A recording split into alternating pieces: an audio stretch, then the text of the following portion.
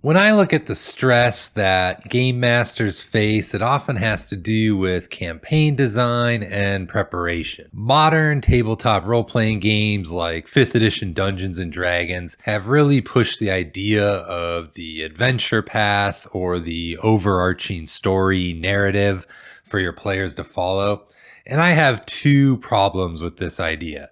First, it makes game preparation for a GM often feel like an exercise in creative writing. I've found that it gets me into this mindset of thinking, what is my sequence of events that needs to happen in the next game session to push the overall narrative forward that I'm trying to tell? And that just seems wrong. Secondly, storytelling and creative writing can be hard, really hard. It's one of the things I've struggled a lot with when I game mastered 5th edition. I'm not a writer. I'm not J.R. Tolkien or George R.R. Martin or a Joe Abercrombie. Yet I'm somehow supposed to come up with great story beats week after week. It just kind of felt exhausting. And I've seen other GMs express the same sentiment online. And unfortunately, it can be the cause for GMs to burn out and just not feel motivated to run games anymore. Most of us don't have a great grasp on how an overarching story should go.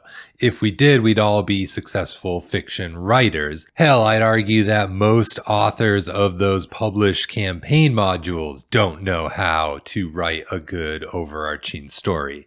If they did, you wouldn't see whole Reddit subcommunities pop up or blog posts telling you how to remix those adventures to make them work in the first place. I think the mindset of the GM prepping the storyline is a dangerous line of thinking for the health of your game.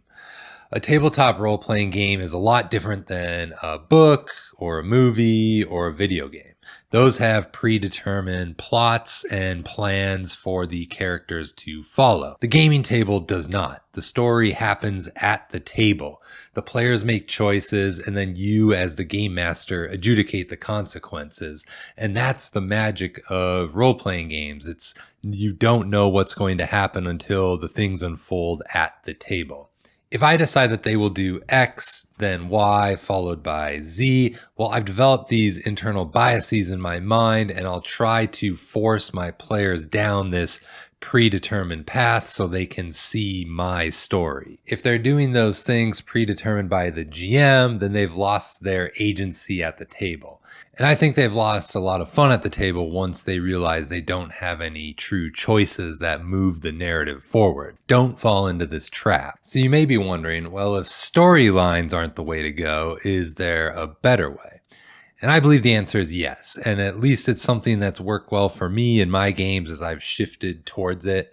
I talk a lot about Sandbox style games on my channel because honestly, they've changed how I GM significantly, but a sandbox is just a tool or a style of play. What's more important is the idea of emergent storytelling. Hi, welcome back aboard the Earthmote. I'm Randall, and today we're going to be talking about emergent storytelling and the tools you need to get started with that style of play. So you might be wondering, well, what is emergent storytelling? It's essentially giving your players as much agency as possible. Let them make choices within the game world and have the world react to their decisions. We use different tools and ideas to help facilitate natural challenges and situations that occur as your players explore the world. And from those organic elements and explorations, you start to see this story emerge from the play at the table. And all of a sudden, you have different factions at play and villains identified, and your players form goals on what they want to accomplish within the world. We talked a lot about how modern overarching storyline campaigns have this idea of plot baked into them. There are different events and things that happen to the PCs, and they need to do certain things in order to collect their different plot coupons as they move along the sequence of events that you have planned out for them. In emergent storytelling, we do not prep plots. We design situations. I credit The Alexandrian for his influential blog post for this idea, and you should definitely check it out if you haven't seen it already. Situations are like localized areas and action for your PCs to explore. Tiny snippets of the greater world that your players get to deal with or ignore at their own choosing. But if you string enough of these different interesting situations together, you start to get an emergent story from the decisions that your players and NPCs make within the game world. Essentially, you need to think about the differing adventuring areas and locations that your players are likely to explore. And then you need to make interesting situations happening at those locations for your players to interact with. Have different NPCs and monsters pursuing their own goals in the different situations. What do they want? Why do they want it? And what happens when the PCs show up and start mucking about in the same area? If you've been enjoying the video so far, you could really help out my situation by giving the video a like and consider subscribing to the channel. Let's take a look at the adventure Halls of the Blood King by Diego Nogueira for Old School Essentials. Halls of the Blood King is an open-ended adventure site. There are some loose hooks to entice the players to explore it, but essentially they have to be motivated by their own ambitions and enticement of treasure. While it's a location-based adventure, the players are exploring the castle grounds of the Blood King, a ruler of all vampires.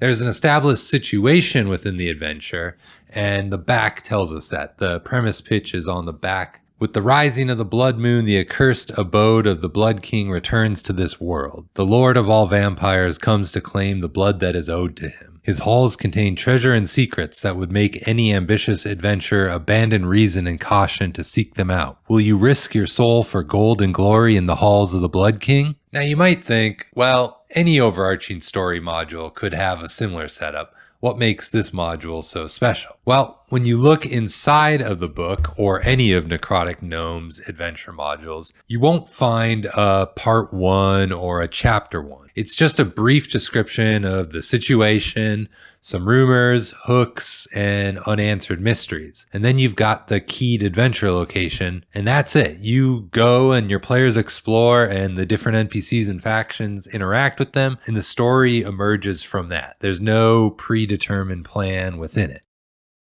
Speaking of factions, NPCs, and monsters, these are what add life to your locations and situations.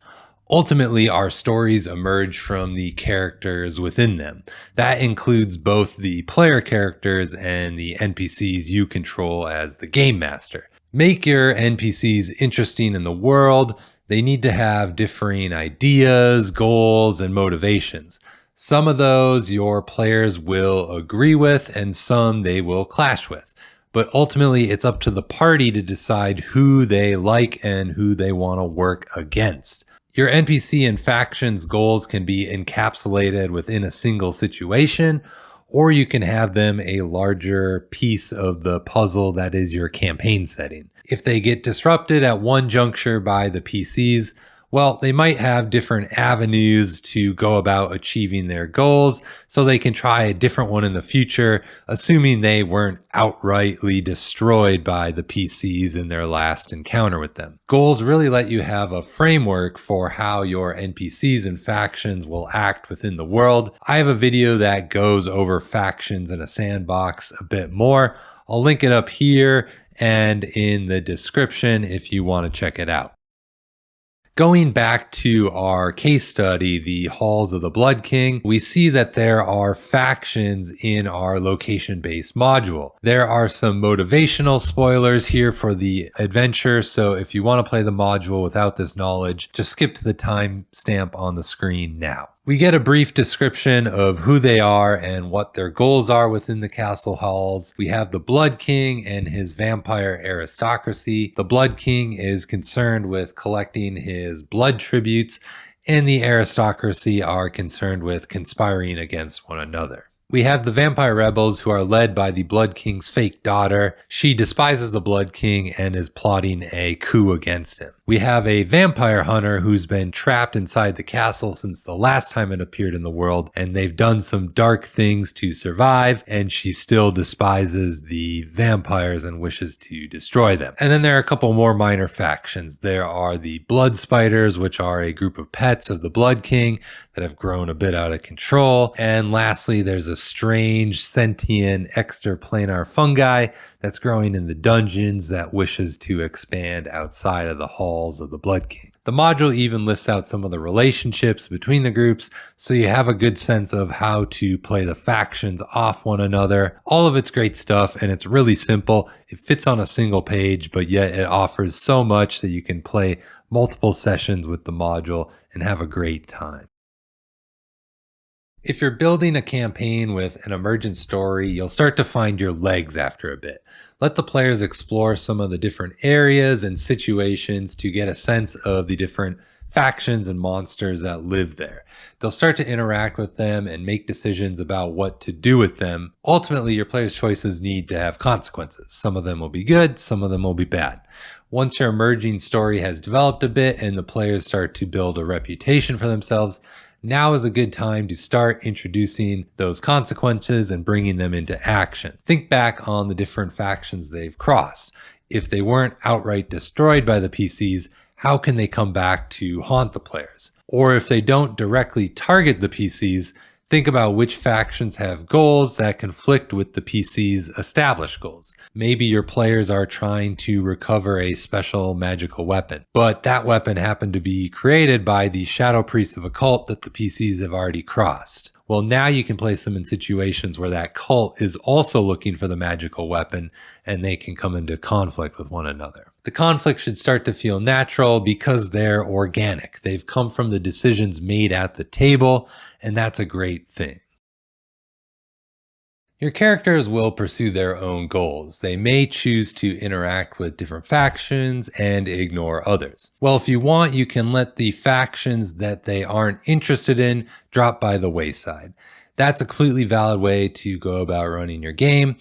But you can also just have those factions quietly working in the background on their own goals. In the game Dungeon World, these faction goals are described as fronts. Fronts are a way to track different impending plans or dangers in the world around the PCs. Fronts are a way of cultivating some emerging story for the future. If their plans are uninterrupted by the PCs or other factions in the world, then they will start to make noticeable changes to the world around the PCs. At some point, your players are going to start to notice that things have changed.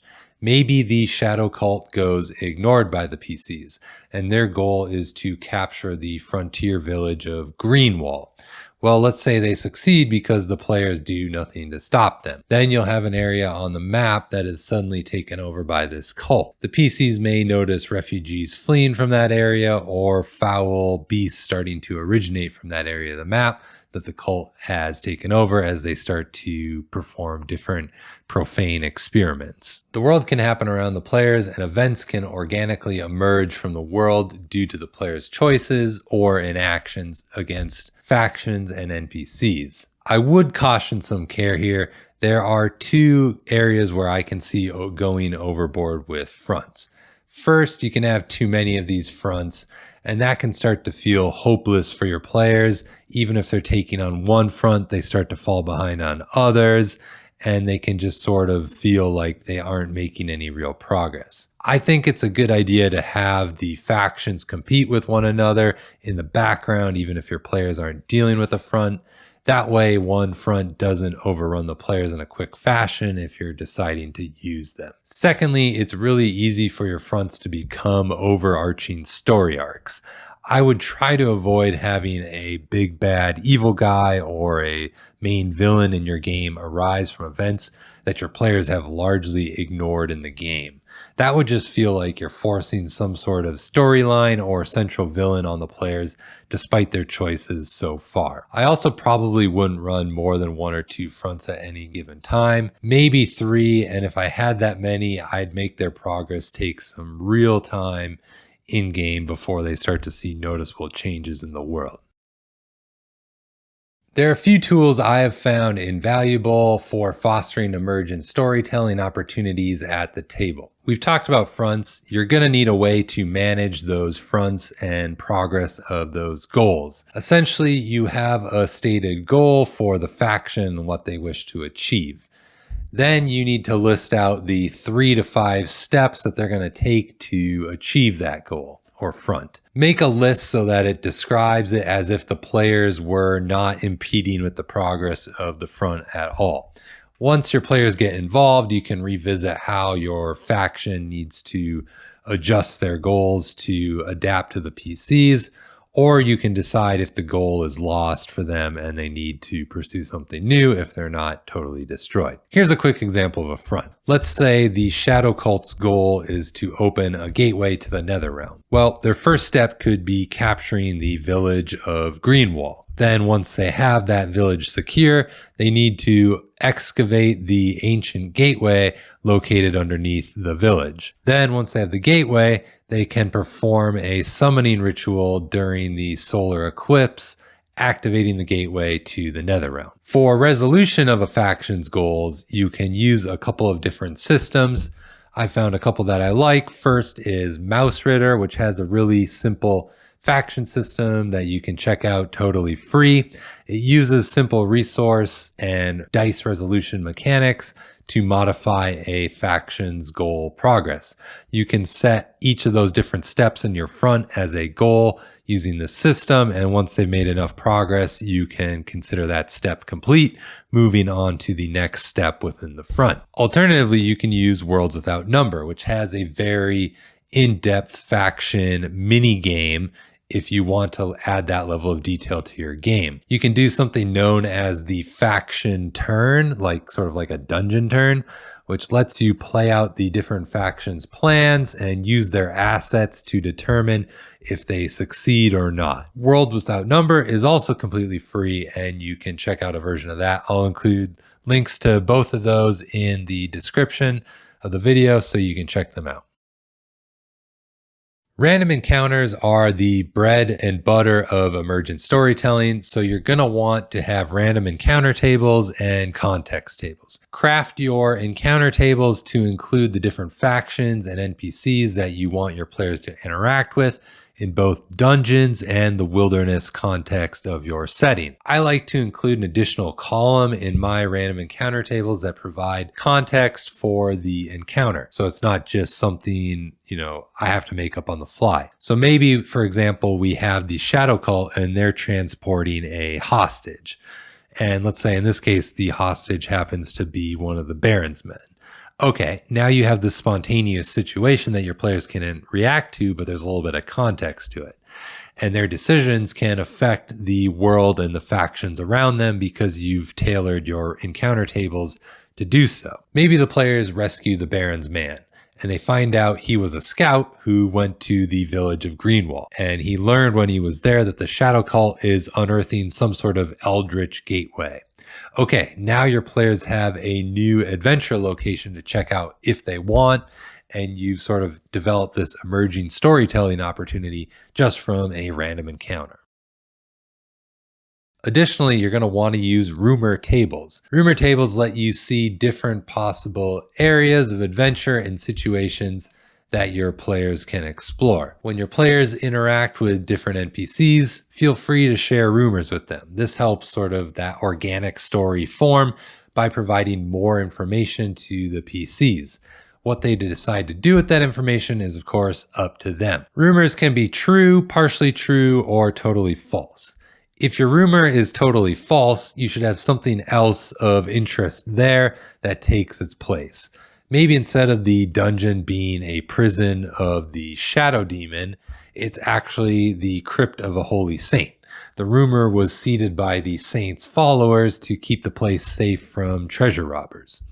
It's also a good idea to add hints of the faction's current goals in your rumor table. You can easily have NPCs mention they saw refugees on the road from the area around Greenwall where the Shadow Cult has taken over, or someone saw the sky turn pitch black during the middle of the day down there. These different elements add some flavor and context to the world around the players. Continue to update and refresh your encounter and rumor tables based on the different elements that have emerged from your story organically. And you really just sort of help keep the engine running and the story fueled for play at your table. Emergent Story has become my favorite way of playing RPGs lately. I find that it takes a lot of pressure off of me for trying to come up with that sort of perfect storyline and puts a lot more focus on creatively thinking about the consequences to what is unfolding at the game table due to the player's decisions. I really enjoyed the randomized aspect of it too, from the encounter tables and the rumor tables and the different things that the players choose to do.